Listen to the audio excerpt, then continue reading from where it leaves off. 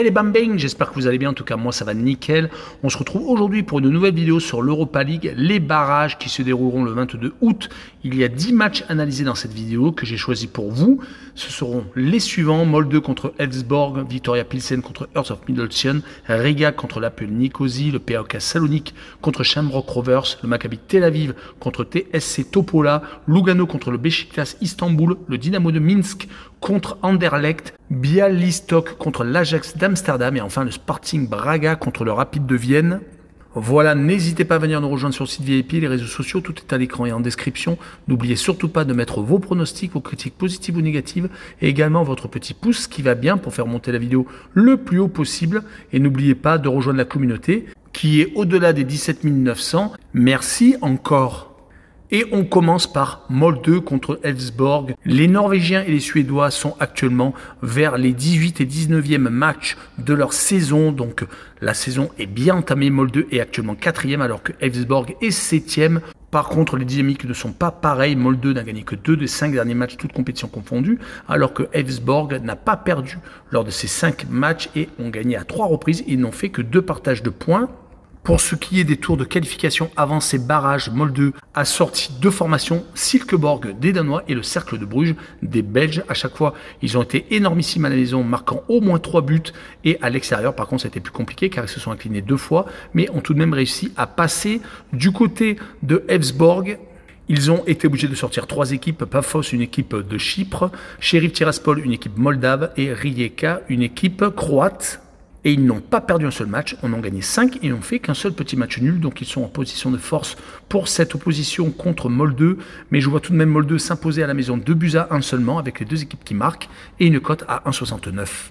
Et on enchaîne avec le Viktoria Pilsen contre Hearts of Midlothian, le club tchèque qui reçoit le club écossais.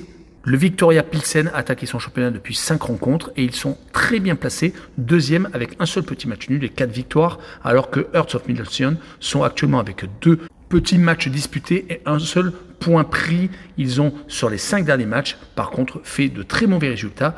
Toutes compétitions confondues, c'est 4 défaites et un seul match nul contre les Glasgow Rangers en plus. Mais ils viennent d'être sortis de la League Cup par une équipe de 2e division. Du côté du Viktoria Pilsen, ce n'est pas la même dynamique. 4 victoires lors des 4 derniers matchs, toutes compétitions confondues. Ils ont sorti au tour précédent en Ligue Europa une équipe ukrainienne gagnant à l'aller au retour petitement, mais cela a suffi.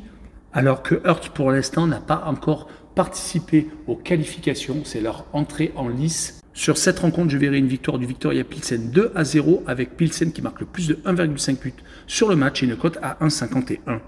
Et on enchaîne avec Riga contre l'APOEL Nicosie, l'équipe lettonne qui reçoit l'équipe chypriote. Riga est actuellement en très grosse forme. Ils n'ont plus perdu depuis 6 rencontres. C'était contre Bodo Glimt lors du tour préliminaire pour la Champions League.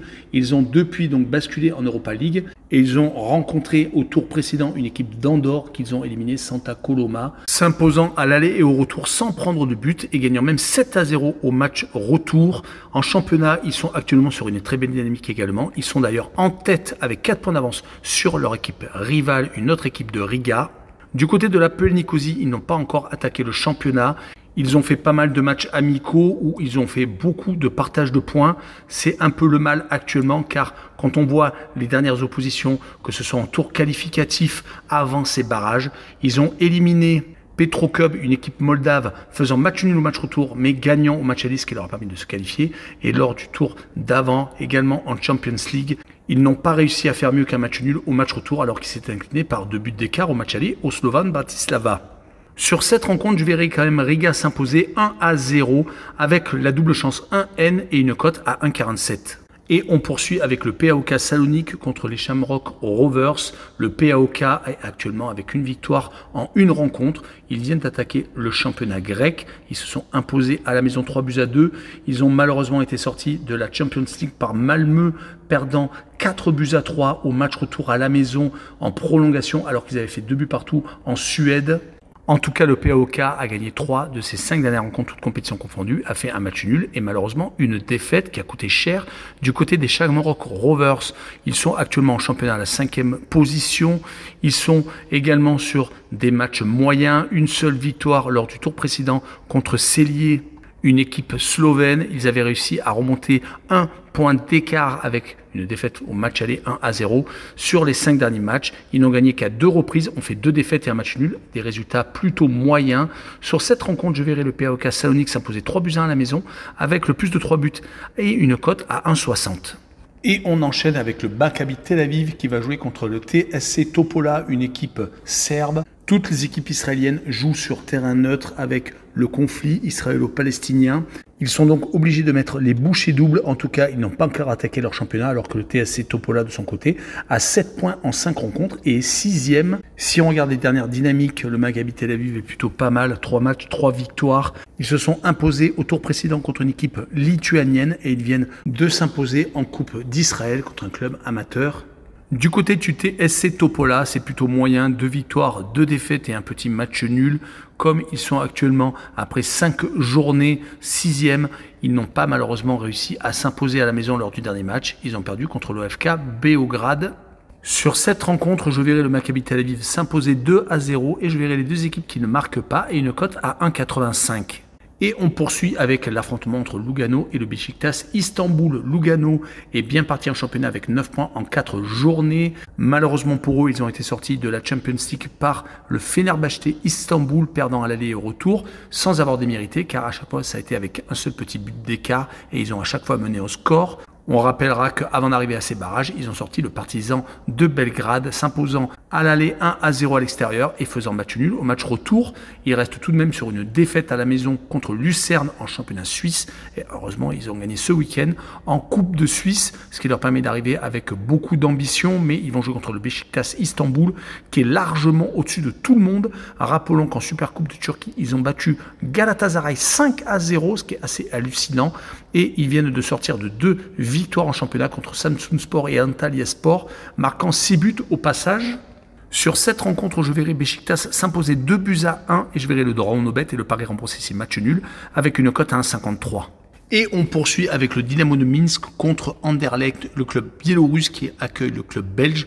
Dynamo de Minsk est actuellement en 3e position de son championnat avec 2 matchs en retard sur le premier, donc ils peuvent encore passer en tête. Ils sont sur une dynamique plutôt positive, 3 victoires et 2 défaites sur les 5 derniers matchs, toutes compétitions confondues. Ils ont malheureusement été sortis de la Champions League par Ludogorets, un club bulgare, mais depuis qu'ils ont été renversés en C3, ils ont réussi à éliminer l'équipe de Gibraltar, Lincoln Red Imps, se permettant donc de disputer ces barrages. Du côté d'Anderlecht, c'est plutôt intéressant. Sur les 4 premiers matchs de championnat, c'est 3 victoires et un seul petit match nul. Ils se sont déjà imposés 2 fois à l'extérieur à Anvers et à Malines. C'est pour cette raison que je verrai Anderlecht s'imposer 2-1 au Dynamo de Minsk et je verrai le moins de 3,5 buts sur le match avec une cote à 1,46. Et on enchaîne avec Bialystok contre l'Ajax d'Amsterdam, le club polonais qui va jouer contre le club néerlandais. Actuellement, le club polonais est 5e de son championnat avec 4 journées et 9 petits points. Ils viennent tout de même d'enchaîner 3 défaites consécutives. Étant sortis de la Champions League par Bodo Glimt, assez logiquement, ils viennent d'enchaîner par une défaite à la maison contre Cracovie. Et malheureusement pour eux, ils vont tomber contre un gros morceau de l'Ajax d'Amsterdam qui ont réussi à sortir au tour précédent le Panathinaikos, même s'ils se sont inclinés au match retour 1-0 alors qu'ils avaient gagné 1-0 en Grèce au match aller. Espérons pour eux qu'ils ne vont pas rejouer la saison dernière où ils ont galéré en début de saison, puis finalement se sont rattrapés se qualifiant pour la Coupe d'Europe. Là, ils viennent de perdre contre NAC Breda après avoir gagné le premier match contre Heerenveen. Donc ils se retrouvent au milieu de tableau avec 3 points en 2 rencontres jouées. Mais sur cette rencontre, je verrai quand même l'Ajax s'imposer 3-1 en déplacement avec l'Ajax qui marque le plus de 1,5 but sur le match et une cote à 1,85. Et on finira par le Sporting Braga contre le Rapid de Vienne, le club portugais qui reçoit le club autrichien. Les deux formations viennent d'attaquer leur championnat.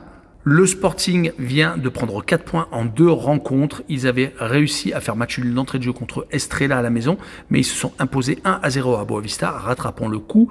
Lors des tours précédents, ils ont réussi à sortir une équipe israélienne, Petah Tikva, s'imposant surtout 5-0 lors du match retour et ils ont également réussi à sortir le Servette de Genève, faisant match nul à la maison et gagnant en déplacement.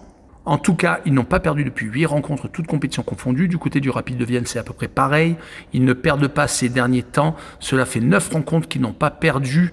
Ils avaient fait des matchs amicaux très intéressants, dont un où ils avaient fait match nul contre le Milan AC. Depuis la reprise de la compétition, ils enchaînent les victoires, n'ont fait qu'un seul match nul en championnat, où d'ailleurs ils occupent une très intéressante seconde position à 2 points de Salzbourg qui est en tête. Ils viennent d'éliminer lors du tour précédent Trabzonspor, gagnant à l'aller et au retour sans prendre de but. Donc cela va être une très belle opposition. En tout cas, je vois les Portugais s'imposer 2-1 à la maison et je vois les deux équipes qui marquent avec une cote à 1,75. Voilà, on en a fini avec cette vidéo. N'hésitez pas à venir nous rejoindre. Ciao les bambins!